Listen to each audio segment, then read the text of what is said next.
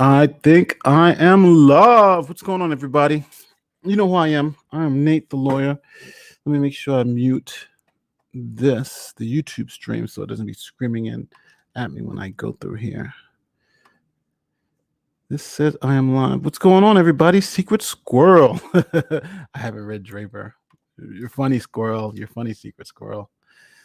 What's going on, everyone? Looking in the chat. Secret Squirrel. You are killing it.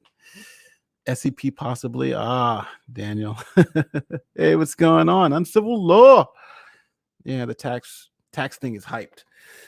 If you guys don't know who I am, my name is Nate Broady. As I call it, Nate the lawyer. Got to see everybody here. So we have breaking news. Let me get to the breaking news. President Trump has now been ordered to turn over all his financial documents and tax returns to the Manhattan DA. But the House Democrats, they kind of got smacked in the face. So let's kind of go through it, right? Let's kind of understand what this actually means. Now, I'm doing this live because I didn't want to do a produced video. I thought this would be easier to do it now. Now, to give you a understanding of where the law was and where it's now, we have to go back to, what year is this? We have to go back to 1997. Clinton v. Jones. Now, in that case, we had a sitting president being sued for sexual harassment. Bill Clinton versus Paula Jones. Now, in that case, Paula Jones wanted to depose a sitting president. She wanted to get the president into a deposition and depose him on her claims of sexual harassment. And just like Trump today, Bill Clinton was like, hell no, I'm president. I should be immune from this type of civil litigation. Come on, some random can just sue me and I got to go through a deposition. I'm president. The court said in a unanimous decision, you do have to go through the deposition. And for those of you who don't know what happened with Bill Clinton went to the deposition, said he didn't have sex with Monica Lewinsky, but he actually did, and he was impeached for those lies in the deposition. So, boom, it was, that's what happened to Clinton. But the precedent that we had was that a sitting president had to, was just like any other citizen, and if he's getting sued and he has process, he has to go through it. Fast forward to today with our wonderful President Trump. Now, obviously, you guys should understand that the difference between a civil case and a criminal cases are considered more important to society, right? It's civil cases are important, but criminal cases are have a lot more weight in our society. So in a civil case, if you're allowing the president to be deposed in a civil case, then obviously in a criminal case, you're going to allow the same freedoms, right? Because it's a criminal case is more important than a civil case. So the court kind of splits the baby here. Now, one of the more interesting pieces of this is that Justice Thomas, in the Clinton decision, he was all for it. Yeah, Clinton's got to give everything up. But now in a Trump decision, he's saying, well, if it's criminal, he's giving Trump some kind of like immunity, which doesn't make any sense, but it does show that Justice Thomas on the Supreme Court is highly, highly political. That's just his votes are just political. They had nothing to do with the law. Because if he can vote that Clinton, a Democratic president, has to be deposed, give evidence, right? Give live testimony. And now when Trump just happened to turn over documents and he's against that in a criminal case, I think it really exposes his political bias on the bench. So, it is what it is. So let's go through this. Let's go through exactly what the court said. So first, the court split the baby, and in the 72 ruling with the Manhattan District Attorney's office. Now, Manhattan District Attorney had a criminal prosecution. That criminal prosecution was about the campaign finance piece for New York. The fact that Trump had paid Stormy Daniels this money, it was in this jurisdiction. The payments came through this jurisdiction. It had Michael Cohen. So New York had both jurisdiction. It had a grand jury impaneled. It had everything going for prosecution.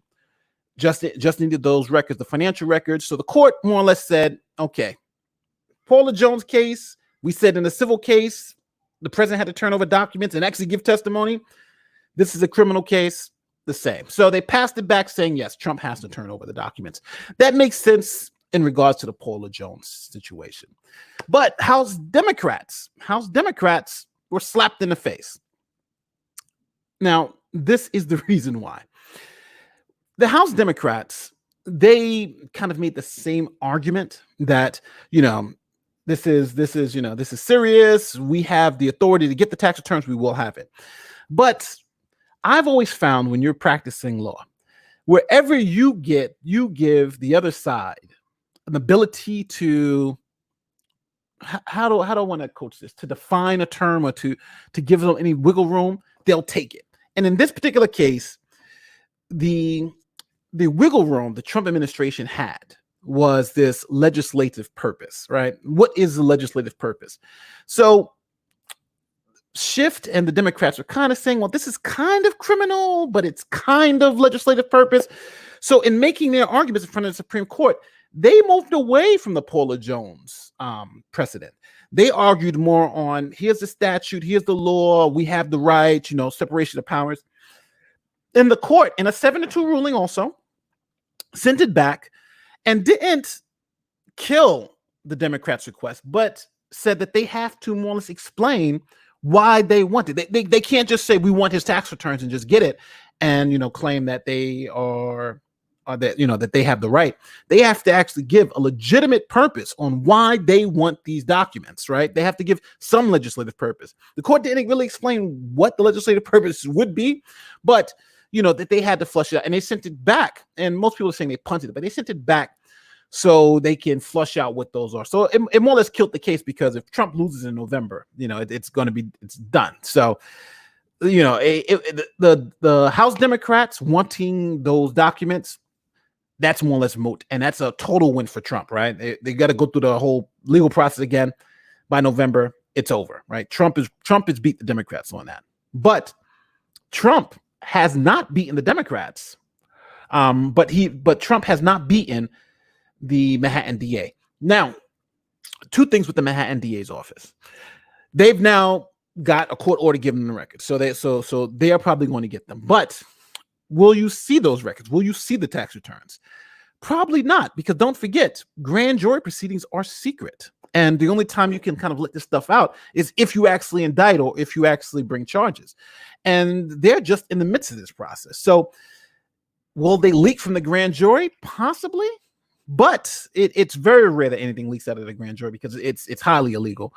So Trump's tax returns, even though the Manhattan DA will have them to put forward, they are now still secret. And they will be put forward when or if he's ever prosecuted, which may never come up. They may get the tax returns and nothing ever happens. So two things that I think you have to know. Number one, the tax returns aren't going to be out there, or shouldn't be out there for you to see. Obviously, if the Manhattan DA's grand jury proceedings are secret.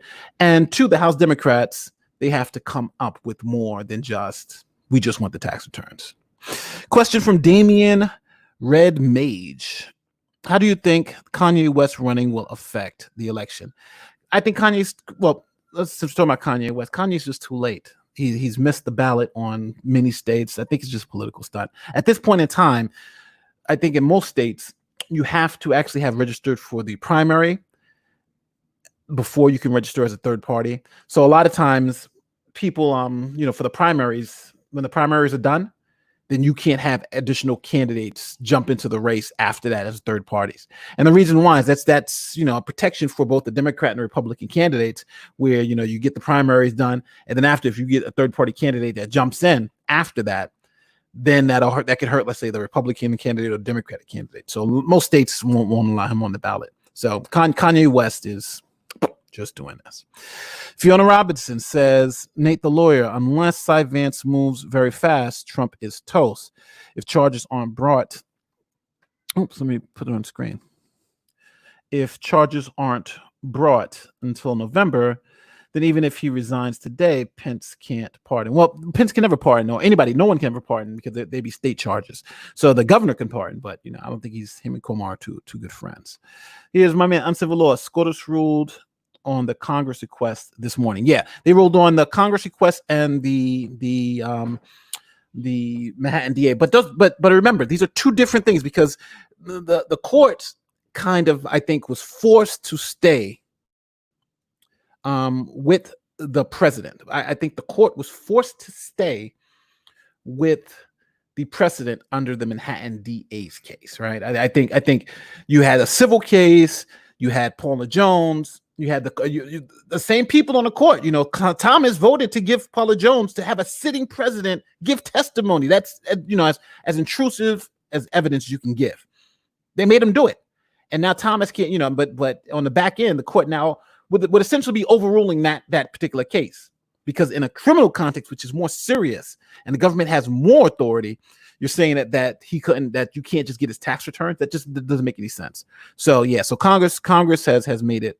Has made their Congress didn't make as a well formulated argument as the New York DA did. New York DA had, I think, stone cold precedent, so they didn't have to worry. If there were federal charges brought in November, federal charges is different. Pence could pardon them, and there's a question whether whether Trump could pardon himself, but it all depends if he's still president. If they're going to bring charges, it'll probably be afterward. It'll probably be like, I'm thinking if something goes down with Trump where he's indicted, which is unlikely in a federal level, but you may have the whole resign and then Pence comes and pardons him, or something like that. That could be possible. Let me see if any more. You can't pardon for future crimes. That's true, but these are crimes. These were past crimes, though, right? So you could pardon for past crimes, but I think you'd have to bring it'll be an interesting thing. But you can pardon for past crimes, though. Let me see. Nate, the lawyer, do you have thoughts about the Supreme Court decision about the eastern half of Oklahoma being considered Native American territory? No, I haven't really looked into that case. I think it's going to be interesting. I'll have to check it out, though. But I wasn't really into those cases. The where's Tulsa?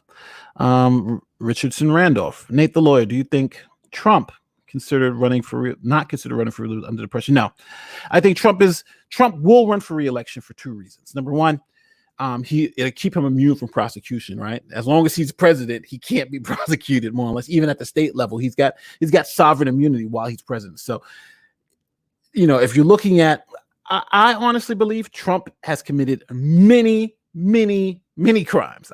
It's just if you kind of, I think, had the same experiences I've had with the financial sector and law enforcement, it's just more than obvious. Trump has committed many crimes because he cuts corners. In the financial world, when you do that, eventually it gets worse. So I think criminality is afoot. For instance, Stormy Daniels, he obviously committed that crime with Stormy Daniels, and he was named as a co-conspirator in the case, right? He's literally named as a co-conspirator in the case. So, but I think his staying out of jail is staying in office. So it's a hell of a incentive to run for re-election. But yeah, if he loses and you get a new team in there and they start looking at stuff, he could be in some trouble.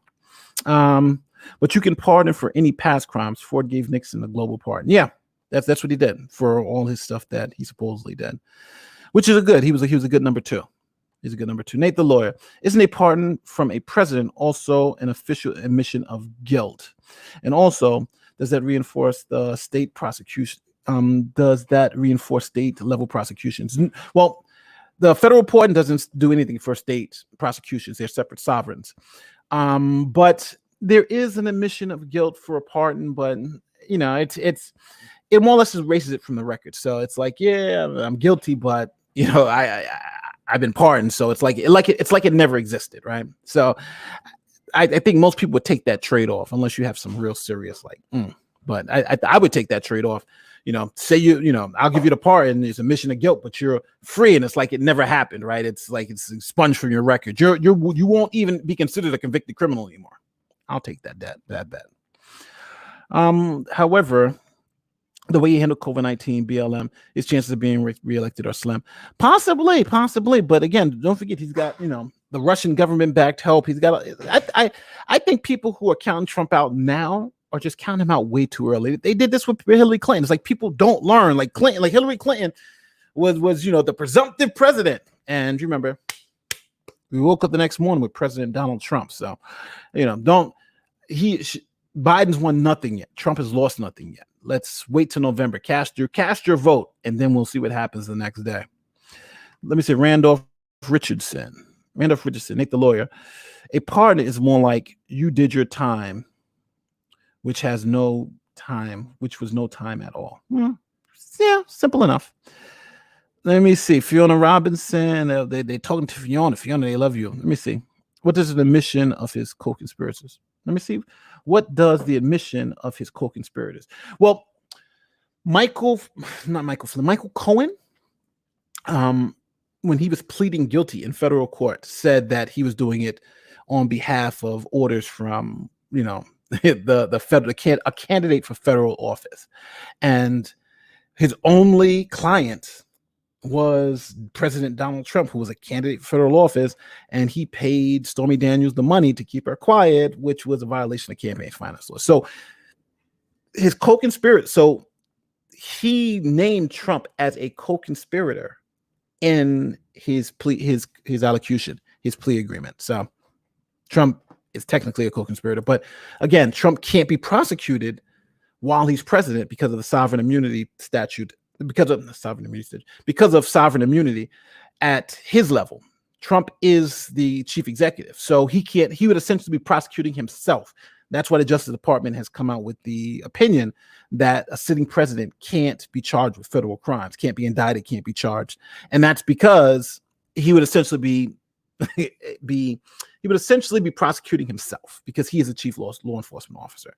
So while Trump is president, he won't be prosecuted. It's a separation of powers issue. All right. Well, listen, guys, I hope this was helpful, and I hope this cleared it up. And I hope, what do you guys think about this now? Like, do you think this changes anything? Because now the Manhattan DA is going to have those documents. Are they going to charge Trump? Is this going to move the ball forward? What about House Democrats? Do they go back and come up with that legislative purpose and see if they can get the documents? Because it's got to go back to the Supreme Court again if they don't, if Trump fights it. And what would be the legitimate legislative purpose? They tried to make one up, but I think, and everyone is saying this, everyone who's like, if you look at the Supreme Court blogs, all the attorneys and professors are saying the same thing. The House Democrats' arguments were almost incompetent. And the reason why is because they had stone cold precedent in the Paula Jones case that they didn't use. The Manhattan DA slammed it, but they didn't use it. They could have easily made the argument. You're allowing a private citizen to demand documents from a president in a civil case, but you're not letting Congress get those same documents. This doesn't make any sense. This is insane. But they didn't make that argument. They got to come up with a legislative purpose. Last question from Secret Squirrel. Thank you for doing these streams. I love hearing your take on these things, and give my love to the lamp. Yes, lamp is back. Thank you. And thank you, Secret Squirrel. And thank you to all my members and to all my Patreons. I really appreciate this. I'm going to be coming out with a lot more documents. I actually had a lot more videos. I actually have a huge case that is trying to settle. And one thing, when you have a great lawsuit, but it's better to have a bad settlement than a great lawsuit, right? So I have a great lawsuit, and the settlement seems to be okay, but it's a negotiation. I've negotiated so many of these stupid settlements, and it's so difficult to do. But we'll see. I'm hoping to get something. It may turn out to be a big nothing burger, or it may turn out to be something great. I'll let you know. And it's interesting. My client wants to actually come on and discuss it if we win, because she wants to. She watches the channel, and I'll say hello to her too. And she's like, "How can they believe you're not a lawyer?" I'm like, "I don't. It is what it is. I am Nate the lawyer." So I think I'm gonna have two of my clients on the show. I'm thinking about trying to figure out how to do it, but there was one who was charged with an assault, and actually we were in Manhattan DA, like my last case where I was in front of a judge was Manhattan DA, and was the same type of case like I think Robert Barnes has now with Karen. So that was my last time in front of a judge making arguments, and I had to argue. It's a madhouse down there. If you ever get locked up in Manhattan, oh my God, it's crazy. But I know a lawyer that will help you out. Just reach out to me. We're all right. Here's our last super chat. This is a super chat. Thank you, Radha. Thank you, Radha. Well, listen, I hope you guys enjoyed this. I hope you guys learned something, and I hope this was informative. I'll say there's two things. Number one, check out Viva Farie's last video on the NYC Karen thing. It is informative. It is great. And he does a really great job of breaking it down. It was funny because I was going to do something about it, but then after I saw his, I was like, there's really nothing else more to say. And check out Uncivil Law later on today. I don't know if he's in the chat still, but he's going to do a full read of the opinion. So he'll give you the ins and outs if you're really into that. So, check out either Uncivil Law and Viva Free. They are extremely knowledgeable, and you'll get a little bit more nuance. Oh, you are here. So all right, yeah. So tell the people you're gonna read the opinion today, right? When it eventually comes out. She's probably prepping to do it right now. So listen, guys, I'm out of here. We'll go into detail later. You see, we will go into detail later. Well, listen, I want to thank everybody for being here. My name is Nate, lawyer YouTuber, and I'm going to check you later. Peace, as always.